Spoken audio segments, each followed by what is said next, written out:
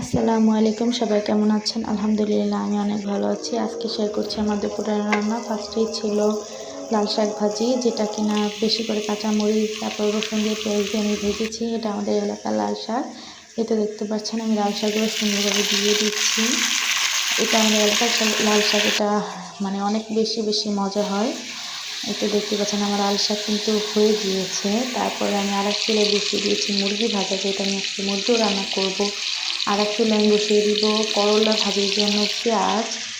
এই তো এবার আমি পেঁয়াজটা আর কাঁচামরিচটা দিয়ে দিয়েছি। করলা পেঁয়াজ কিন্তু বেশি ভাজবেন না, অল্প ভেজে নেবেন, পেঁয়াজ বা কাঁচামরিচ যেটা হোক। আর করলা একটু দেখতে পাচ্ছেন করলাটা দিয়ে দিয়েছি, দিয়ে লাড়াচাড়া সুন্দর করে লাড়াচাড়া দিয়ে দিচ্ছি। আর করলার মধ্যে আমি করলা যেটা আলুটাই বেশি খাই।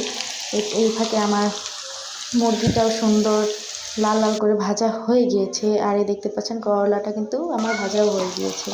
আর এইদিকে আমি মুরগির জন্য পেঁয়াজ লাল লাল করে ভেজে নিব, তারপরে মশলা দিয়ে দিব। মশলা দেওয়ার পরে লাল লাল করে কষিয়ে নিব মশলাটাকে সুন্দরভাবে। তারপর মুরগি দিয়ে একটু নেড়ে নিব। নেড়ে নেওয়ার পরে আর কি আমি ভালোভাবে নেড়ে নিয়ে পানি দিয়ে প্রথমে রেখে দিয়ে দেখতে আমার মুরগিটাও হয়ে গিয়েছে। খুব সুন্দর একটা কালার আসছে মাশাআল্লাহ। আর একদিকে আমি বেগুন দিয়ে তারপরে মাছ দিয়ে রান্না করেছি। আলহামদুলিল্লাহ এটাই ছিল আমার দুপুরের রান্না।